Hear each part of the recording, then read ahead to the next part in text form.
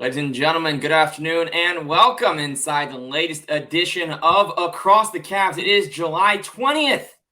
Happy 19th-year anniversary to the trade of Eric Snow, the veteran point guard joining the Cleveland Cavaliers on this day in 2004. Alec Burks played but 34 games in a Cleveland uniform.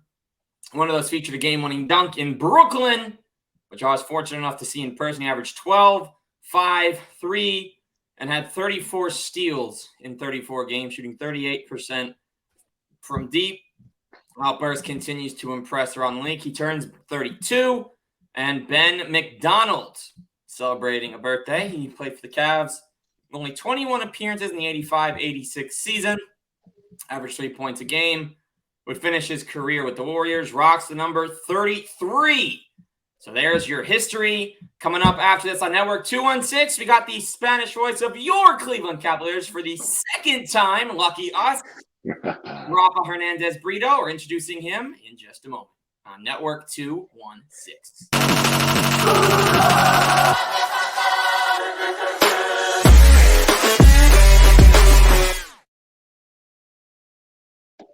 All right, here he is, the legend himself, Rafa. Appreciate your time getting this second appearance so we can talk Cavs again, man. Loved the last one with you. How are you, Zach? Good to see you. I hope you're enjoying the summer. I don't know. I've been a little bit like Cleveland all the way till June, a little bit Cali time. So it's very hot in Sacramento right now, but I think it's gonna be hotter in the land once the basketball season starts. Oh, man, it's going to be sizzling in the lands, and we are going to get to that. And, Rafa, I think the best place to start, first question for you is, as obviously you mentioned, you've been traveling, but since you called that last game in April, what's been going on with you?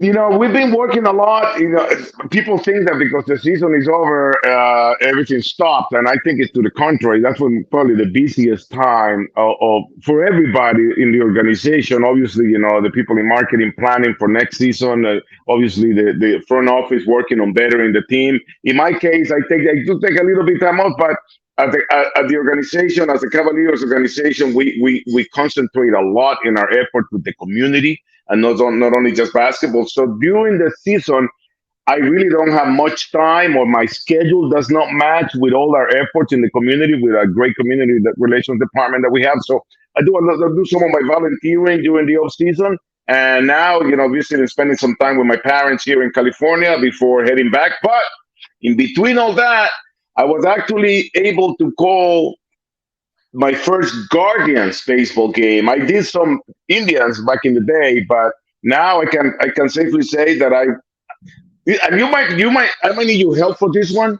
I don't know if I'm the first person to call all three major sports in Cleveland. At least in Spanish, I know I am, because I was the first voice of the Browns and the Spanish voice of the Cavs and Guardians now. So, but I don't know if somebody has ever had the honor and the luck to do it on the English side. You know, obviously all three franchises go way, the other two go way back longer than the Cavs. So that's what my summer has been like so far. Yeah, and honestly, I think who was the fill-in sideline reporter when Angel Gray took a new job before? Andre Knott.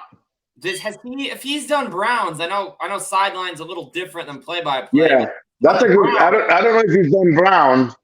I'll check with Andre. Yeah, but I think it's kind of cool. You know, when you think of Cleveland, all you have to think of is that we have three major sports, and the monsters who are right there. You know, as part of the Columbus Blue Jackets. So we have everything that all these big cities, or these claim to be big cities, have. And I think you know, good times are coming for all three franchises.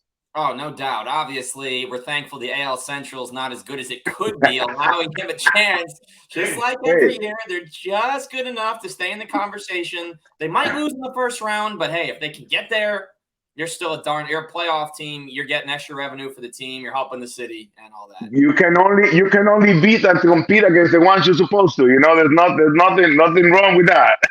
Well, no, exactly. And you know, we talk about the playoffs a little bit, Rafa. So not the way anyone wanted the series to end, but Game 2, Donovan Mitchell, Darius Garland both playing very well as far as scoring went. Donovan was playing fantastically as the facilitator. Darius only had 1 assist in the game, surprisingly. But in that Game 2 win at The Rock, what were the vibes? Must have been electric being there in person for the first non-LeBron playoff win in 25 years. It was great to see the city and the fans, being back to those winning days. I think, I came here in 2014, obviously, as a fan. I witnessed the 90s and from afar, and how close we were, maybe one shot away from being that, or maybe changing the Michael Jordan story as we know it. But, my first 4 years in Cleveland were 4 straight finals. The difficult loss in 2015, then obviously getting all the way to the top on 2016. But this one, Zach, felt different in so many ways, and not to take any credit away from what that group did.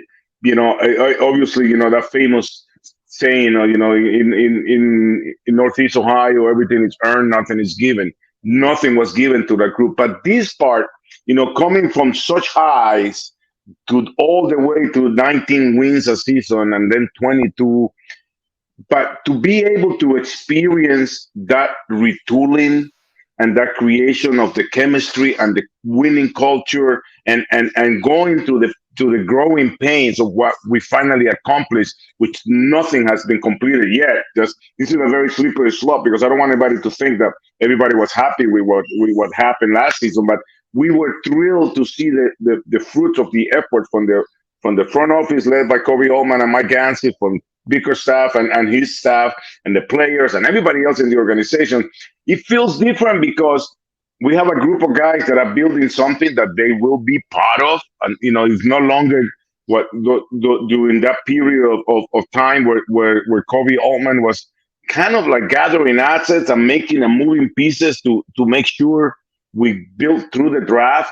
And I think we are in that process right now. And it was great to see Denver do something like they did last season, because they are a team that has done that and have gone through the really lows, including injuries and everything, but sticking to their plan and sticking to the building around their core, and they finally succeeded. So it was amazing to see that day when you mentioned Game 2, that, we believe we could beat the Knicks. We knew we could, but we also, that youth and that, core that we celebrated for so long. I believe the youth is that kind of hit us in the behind when playoff time came. When we faced a Knicks team that had that taste that we should have now, after being eliminated by the Hawks and missing the postseason the year after, and then, we got hit in the face, but something that we wanted to take. We have been talking so much about lessons. Well, that was the biggest lesson we could have taken, which was making it to the playoff and finally seeing what it feels like. And the guys realize it's different. Possessions are more important. Referees maybe let go a little bit more of the contact, and you have to be in your game 48 minutes. Not that our guys weren't, but we were facing a team that was probably a little bit more experienced and had been through that battle. And I think that's what a big part of this offseason has been. So we go from the first round to what's happened since. So the Cavs in free agency, they brought in 3 guys that can be very good scorers for them, in the form of George Niang, who played with Philly and Utah. They got Ty Jerome, fresh off a year with the Splash Brothers, and Max Strus, who was the starting small forward for every single playoff game for the Heat last year, as they went and came up 3 wins away from the finals. So first part of this here, Rafa, do you think the team has properly addressed that need for shooting by bringing in these guys?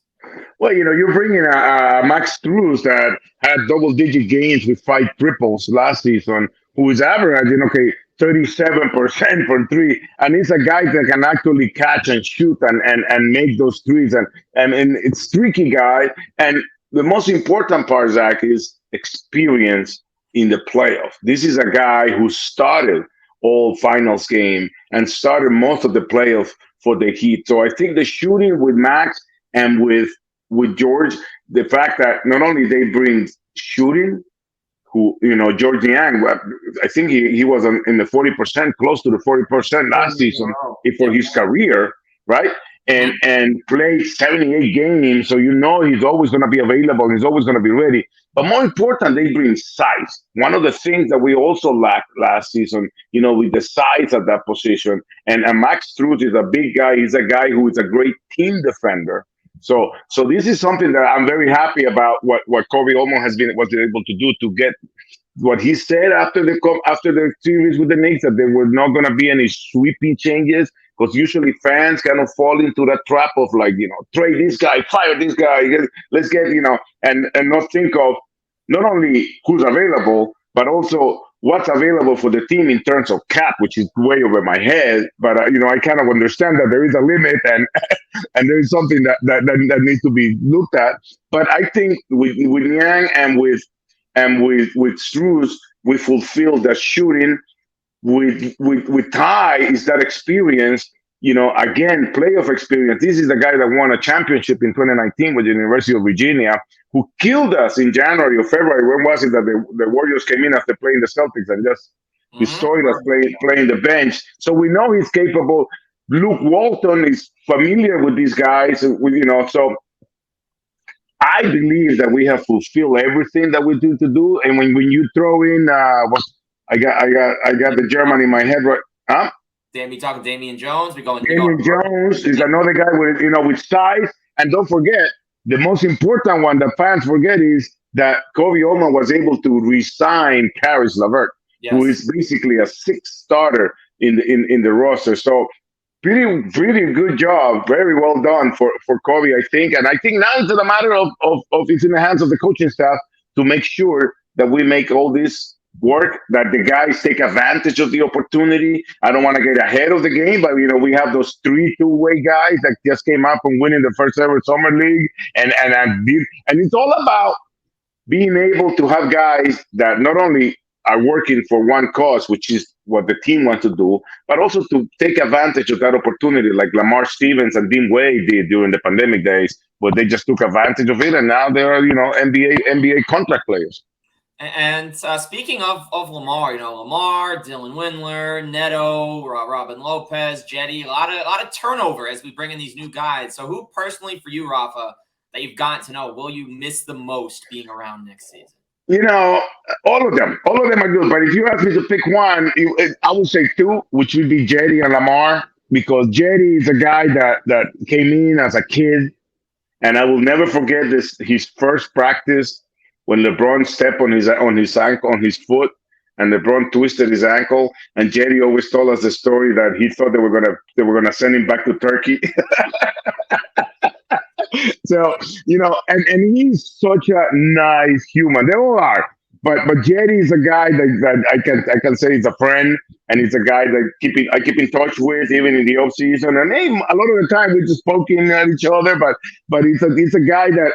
It is a big part of what we have built so far in this organization, and he's a guy that is loved by everybody, by his teammates, by the staff, by the city, and he's definitely going to be missed. And obviously, Lamar Stevens.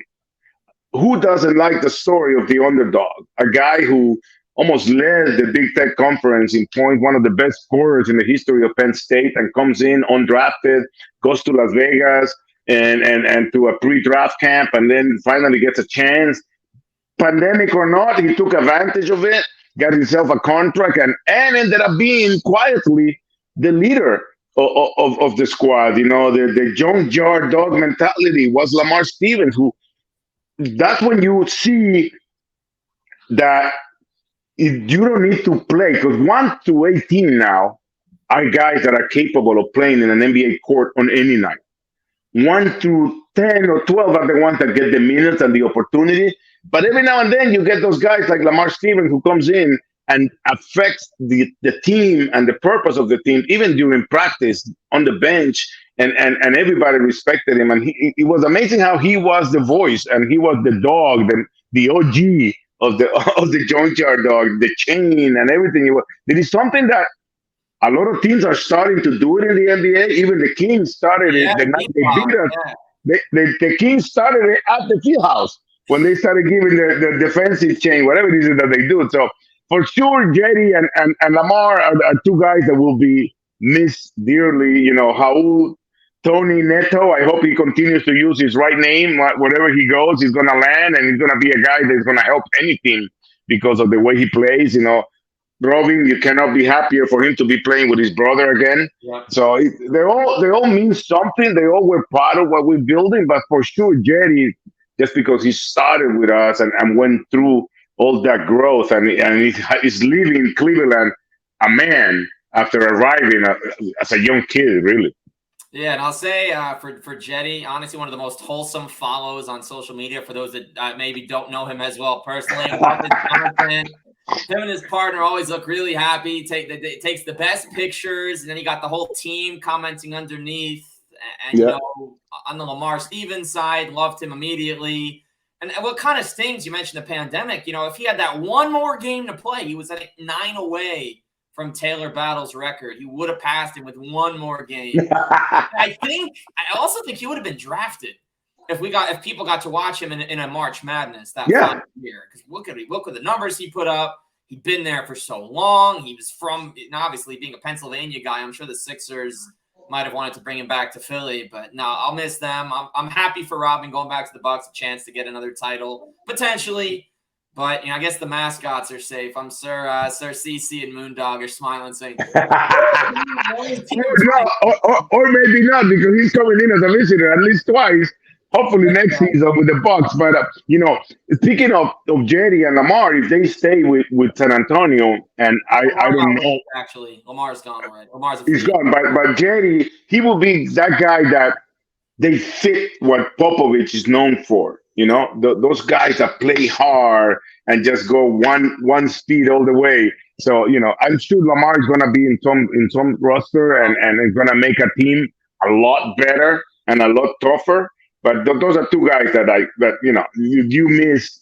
You miss Jerry even in the off season. Put it that way. So. Oh no, for sure. Before we transition, folks, we remind you that for all the rumors about the Cavs, the Browns, the Buckeyes, the Guardians, and more, head to our Discord channel. It'll pay for itself. $10 a month, $100 a year. Picks, rumors, everything. And it's the Network 216 Discord channel. Back here with Rafael, Hernández-Brito as we transition to the Summer League. So just flat out, Cavs went 6-0. Got some beautiful hardware. It's their first time ever even making the finals in Vegas. I want one. Honestly, we'll petition. We'll get Dan Gilbert on here. He gets the message down in order. But obviously, and we're going to get a little specific in a moment, but what are some of your favorite moments checking out the Summer League, Rafa? Well, obviously winning the championship for Mike Garrity, who was so close in the playoff last year. He's a guy that worked so hard, Zach, when he was on the player development side, and the guys respect him a ton. And to have the ability to get these guys together within a couple of weeks of summer camp before heading to Las Vegas and get them to play Cavaliers basketball, because that's another great thing about the situation we have right now with the Cavs, that we actually have something that can be called Cavalier basketball, which is hard defense, ball movement, and the best guy, the open guy taking the shot. And for Mike to be able to get all these guys, young guys, because if you think, obviously, extremely excited about Isaiah Mobley looking like he really soaked everything in last year and has grown immensely, obviously thank in part for his basketball IQ, but obviously to see Money Bates start a little slow, I think it took like 14 threes or something like that, 14 shots the first game, and to see his ability to learn and adapt, to see what is it that he can do for the team, which is a big thing about us with the Cavaliers, is like you need to accept your role, buy into it, and do what's best for the team, not what's best for you. And I think that's why JB Bickerstaff has been successful, is because he has been able to give everybody roles that putting them together result in 51 games in the regular season, 51 wins. So Imani Bates was able to transition his game and kind of worked out. But then, you see the new CPJ, who's a guy who can show everything. He's shown that he can do everything, right? And this is all a bunch of guys, second rounders, undrafted, that were able to come together and win the championship undefeated in Las Vegas. Many people want to say the Summer League, it doesn't count. Trust me, for this guy, Zach, it counts a ton. because these are guys that are trying to make it into that 1 to whatever 13 roster spots. So it's at 14 now. So it is amazing, I think, to see what happened in Las Vegas. But to me, the best part was that Mike Garrett's ability to get all these guys together and play the NBA team does. Yeah, definitely did a great job, and I think it was cool to see you got Larry's second son, Pete, and to see Cedric Henderson's son. Obviously, he only played a few years, but Cedric did have a meaningful impact in '97. His son didn't play as much, but the fact is he got himself to a bigger school for that final season of college, as Pete Nance did, going from Northwestern to UNC. And I want to say Cedric's son went from Campbell to, and I have to double check where he finished, but I know with his grad year as well, he went somewhere bigger, got himself an opportunity, maybe the Mike Bothwells of the world, to end up getting some kind of situation because of how they played. But with all this said, Raf, I know it does matter. Every game that's played at some level, it's the NBA, it matters. However, should fans be tempering their expectations after watching how well they played at this level, or be even more excited about the prospects of the upcoming season? I don't. Again, this is way over my head when you come to me about roster spots and planning for what JB Bickerstaff and Corey Oldman will plan to do. But my take would be to take it easy on the fact that these guys don't have to make their growth now for next season. Imoni Bates has this landing space, this runway to work with and to see where he can go. I'm not telling you, and I'm pretty sure they want to get on the roster next season. They want to get on opening day roster, right? But numbers are numbers, and it is what it is, right? We have one spot open, so I think it's great to see the ability for them to draft pieces that will match perfectly with our system at the NBA level, and I think that's what successful franchises have been able to do. The Heat is one of them. The last season, where they went to the finals with like 5 or 6 undrafted guys. San Antonio usually does that so well as well when you draft for your system as opposed to just, especially at that second round level, when you don't have to, it's not really like the best player on the board, but you pick in those pieces that you think will make a lot of sense on your side. So I don't think it's something that we are expecting all these guys to be on the roster. You'll see them a lot because they're all, especially the 3 two-way guys, Mobley, Imoni Bates, and TPJ. You'll see them a lot because we got 3 two-way spots. And again, there are so many things, Zach, that even the coaches or the players can't control. Health is one of them.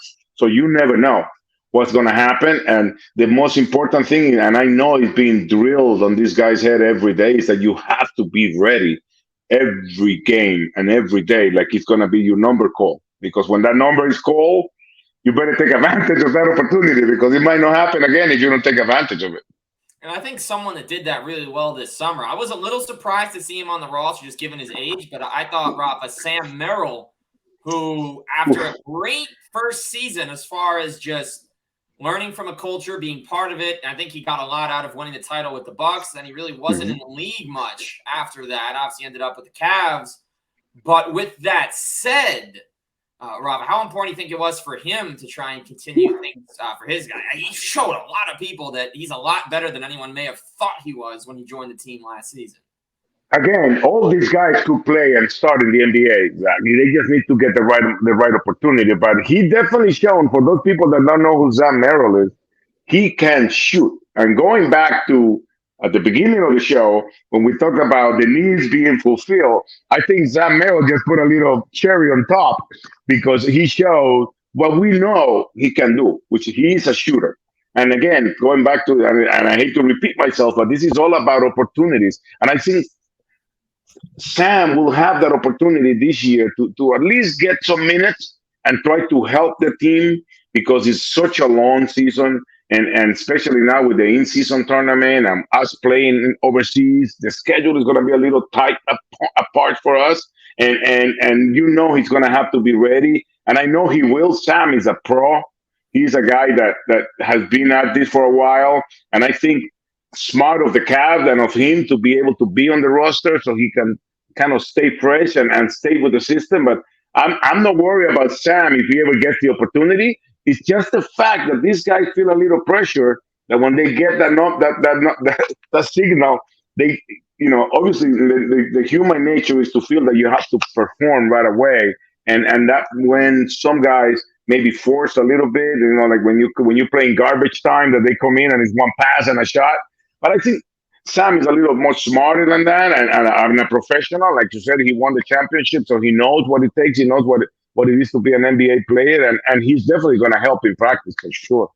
Yeah, I can't wait to see some of these shooting contests between him, Bates, Niang, Strus, and then Donovan Mitchell is going to show up and make 50 straight. He's going to close his eyes and start making them that way, just like he does at the free throw line. A great routine. That definitely helps him calm down, keeps the percentage high. But for sure. So we look ahead to next season, talking about a lot of future here. So the Cavs are going to Paris. Wembanyama is now in the NBA. The Suns have got some kind of an incredible thing going on. You got some new names that you're going to get to call. Obviously, I'm excited to see how Sean Pebbles ends up going with some of these guys. Yeah. Bruce, if someone gets first name treatment, how we replace the Jetty, if someone else gets that. But for you, Rafa, we talk about Wembanyama and the Cavs. You're going to Paris and all these other things. What one thing so far for you are you most looking forward to with next season? I'm a little more than the general thing. I'm intrigued to see how this in-season tournament is gonna be approached by the players. I think we all have ideas always about how we would do this and how you would improve it. But I'm always open to things like this because I remember when baseball came up with the wild card, everybody was like, "Oh my God, the nature of the game, you're gonna ruin it." And everybody probably one of the most exciting times in baseball. So I'm intrigued about how that's gonna work and how the scheduling is going to work because you don't know who's going to Vegas to play the semis, and so I don't know what's happening during that time in the playoff. Obviously, maybe the teams. I don't know. So I'm intrigued about that because obviously scheduling is such a difficult thing in terms of traveling, and that's going to be late 2023, and we're going away in 24. And looking at the calendar from last year, that was the only game that the Bulls and the Pistons play during the week they went to Paris. So that's two more games that you got to jump up and put up somewhere. So I'm intrigued about that. But other than that, having our team together and see how these pieces. How JB Bickerstaff is going to make all this work. We got the perfect staff for this. We got the guys that actually relate to the players, and not necessarily because they're young or because our guys are younger, but just they have the right approach. And, the expectations are going to be higher. We're going 19, 22, 22, 41, 44, and 51. So 51 is a big number. So how do you improve with that? It's good, but I'll be thrilled if we continue to be the number one defense in the league. I think that's something that we expect to happen. Maybe not number one, but we expect to have our defense be our flag and then have the offense that take care of itself. How is Donovan Mitchell is going to work? Evan Mobley, who is a guy, our bigs took a big hit during the series against the Knicks, and then they took an even bigger hit in Jared Allen's because he was honest about it. And he, these guys, nobody like to lose, but not many people accept and admit what just happened to them, right? So I'm pretty sure the Fro and Mobley are going to come back and be better. And so many people have said that we won't be a great team until Evan Mobley is the best player on the team.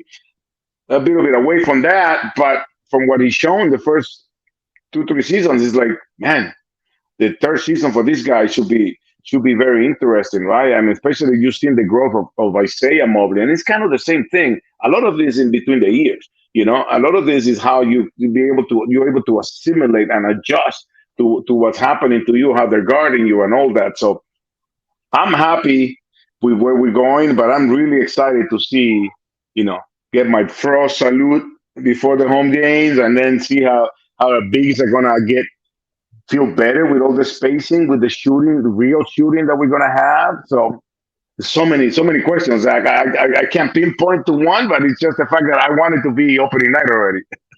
Yeah, no, I'm with you, man. We need to I'm just thankful that we don't start at the end of October anymore. At least From my growing up in basketball years, I always remember Halloween I got to get home from trick-or-treating early enough to not miss the first game on TNT, right?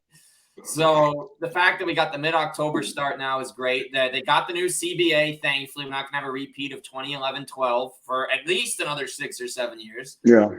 That's eons from now. We're not. Yeah. We'll close with this, Rafa. I appreciate your time. Been great picking your brain about the Cavs and summer. But which players, players among the new guys are you most excited to get to know personally among these new additions that the Cavs have brought in?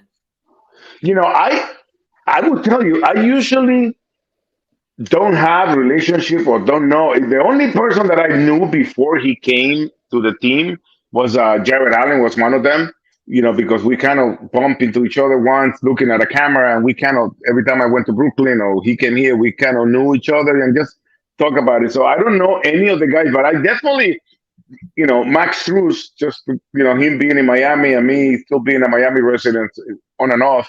I just want to see the mentality of the shooter, you know, because it's such a different attitude that you got to have. And the guys have that experience. Like George Niang is a tough guy. You know, he definitely is a tough dude, and I want to see that. But then again, I always like to go and say, for example, to Ty Jerome and play him my calls from when he played and won the championship with Virginia, because I called the Final Four in 2019. So I always like to run into guys that I actually call the plays for when they played in the Final Four. So all of them, I think that's one of the great things about our organization, that it is a family and it's not a thing that we say loosely.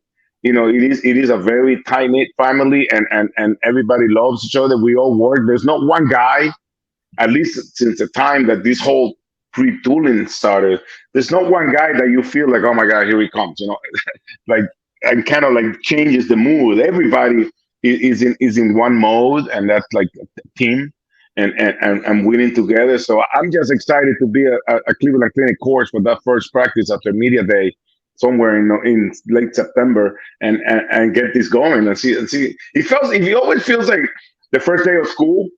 And it's going to be my 10th first day of school in Cleveland, unbelievably. So I just, for everything, all guys, I like to meet them all. Especially my first question is always, you speak Spanish? You know, like I got to see who I'm going to be around. Yes, this is going to be fun. And it is this season, these new guys. And have you familiarized yourself with the minivan origin? You know why George Niang goes by the minivan? I have no idea. But I love that nickname, man. I don't know. Obviously, maybe his shape. He's a bulky guy. Donovan Mitchell. He was giving an interview back when he was in Utah. And he said he was the minivan to Donovan Mitchell's Ferrari. I like that nickname though. Oh, the minivan. Maybe we'll get him a sponsorship with some car dealership here in Cleveland. Well, they'll start selling little George. It's like George Niang Transformers night. He'll turn into a minivan. Go to marketing. We're set. Maybe cars can come out with a new one, and we have 2 cars already, right? Ferrari and a minivan. So. Oh, that would be great. A Ferrari that turns into a minivan. Can you imagine? This guy's in the parking lot. No one's going to jack him. That'll be awesome. But Rafa, pleasure having you back, and looking forward to the season, talking again during the year, and seeing what the future holds for the Cleveland Cavaliers. Anytime you need me, man, I'm here ready for across the Cavs. Yes, sir. He's Hernández-Brito, Zach Weiss signing off on Network 216.